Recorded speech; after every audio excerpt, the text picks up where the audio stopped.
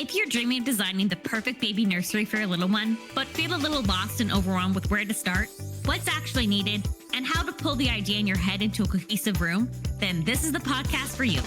Welcome to How to Design Your Baby Nursery, a limited series podcast where we walk through the exact step-by-step process you need to move through to transform your Pinterest vision board into the perfect baby nursery reality.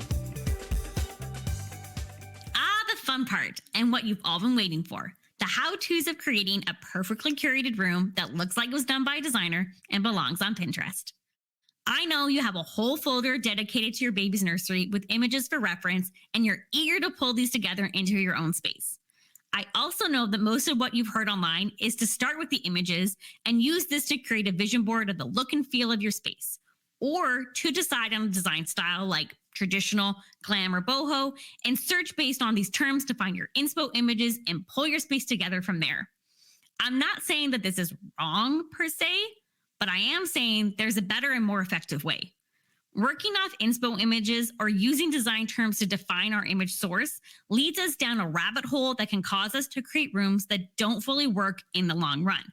So what I want you to do instead is to look at your room in reference to how we want to feel in the space, and then define the qualities that we're looking for this room to hold, and then design for those qualities.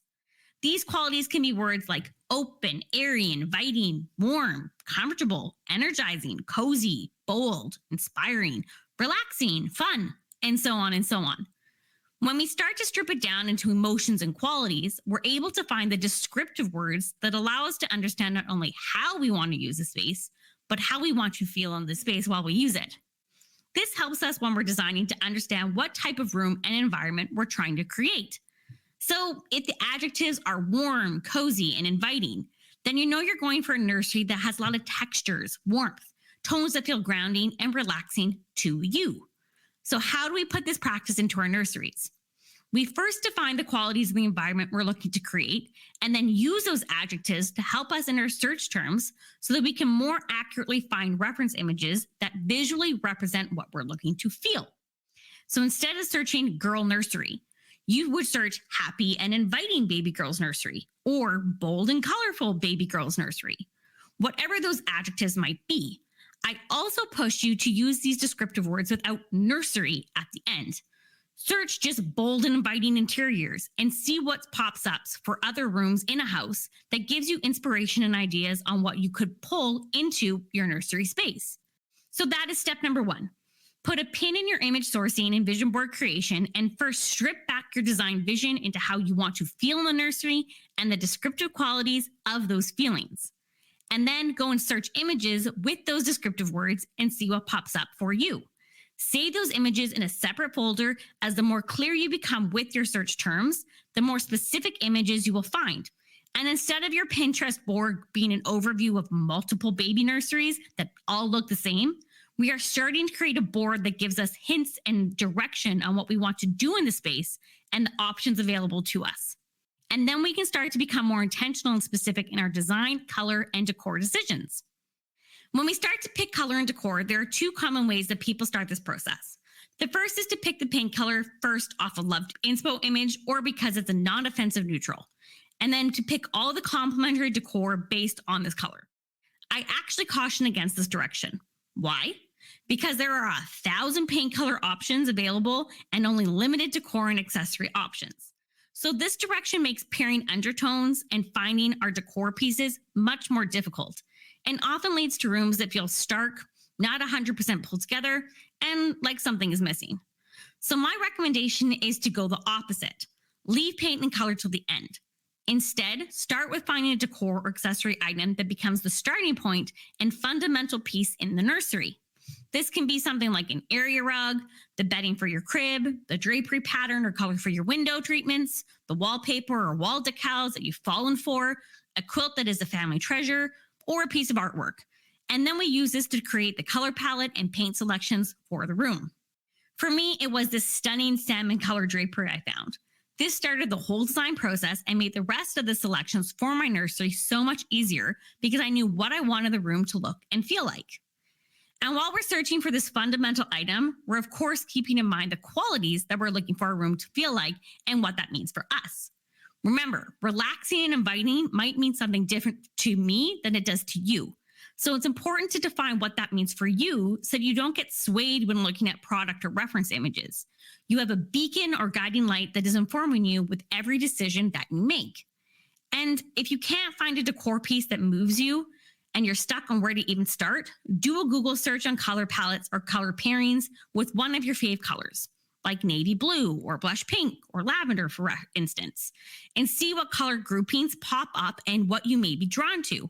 And then use those colors to search for a main anchor point, like an area rug, drapery, or bedding set in those colors.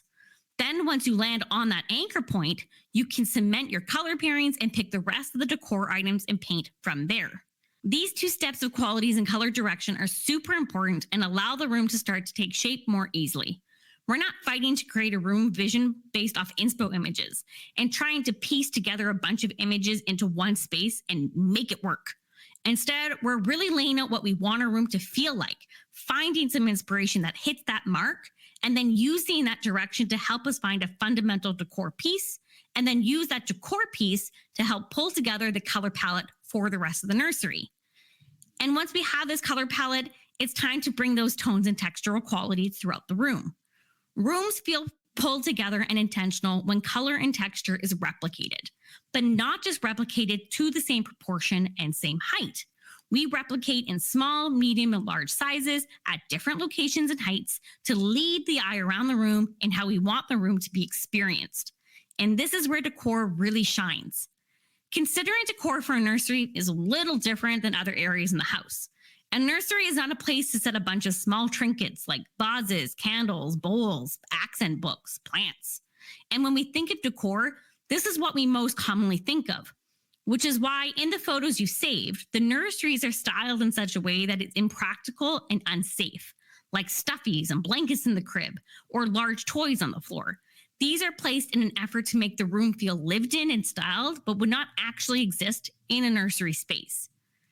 So if we can't think of decor in the traditional sense, and the decor that we see in reference images are impractical and unsafe, what decor options do we have? Decor for nurseries needs to be considered more of what can go on walls or on shelves that are away from the baby's grasp. So think of artwork, drapery, word art of a baby's name, wallpaper or wall decals, area rugs, and even layering area rugs for different colors and depths, lighting focal features, kids' books on accent shelves, a couple of small stuffies on shelving, wooden blocks, baby mementos like photos of you pregnant or their first handprint, ultrasound photos, or a baby mobile.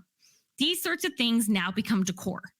And the final item to consider that will pull your entire room design together is lighting.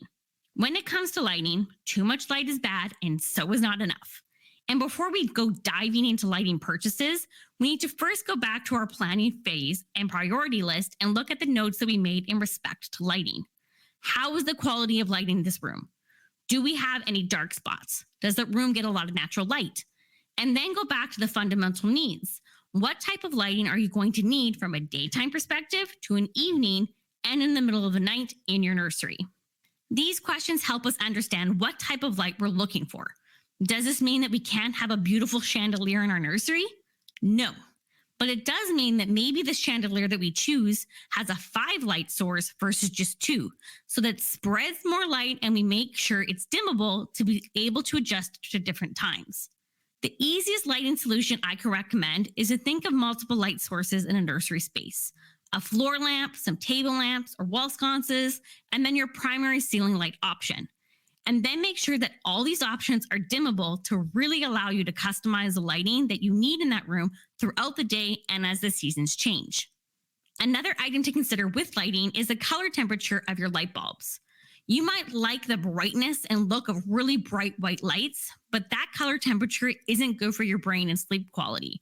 Bright white light is a color temperature of 5,000 to 6,000 kelvins and produces serotonin in the brain, not melatonin. And it's why this type of light is used in hospitals to help keep the staff awake. Not great for home and especially not great for bedrooms and nurseries. So instead, look for light bulbs that are in the warm white range with a color temperature around 3,000 to 3,500 kelvins. This will still be bright-ish, but won't be so bright white that messes with your melatonin production. If you're looking for a bit more hands-on guidance, I recorded a quick video that illustrates how I went about creating the design package direction for my own nursery, from the design qualities and features to the look and feel to the actual selections that I made. Head on over to GabriellaMilgrom.co/nursery and grab a copy of the workbook. Link to this video is under episode number 4. I know I'm encouraging you to look at design and creating a vision board a little differently than what you may be used to, but I know this process works and I encourage you to give it a try. Thanks for listening. Make sure you grab your workbook for additional design prompts, questions, and video trainings. Head on over to GabriellaMilgrom.co/nursery to grab your copy. And be sure to follow me on Instagram at GabriellaMilgrom.co and tag me as you work through your own nursery design journey. Stay tuned for our next episode.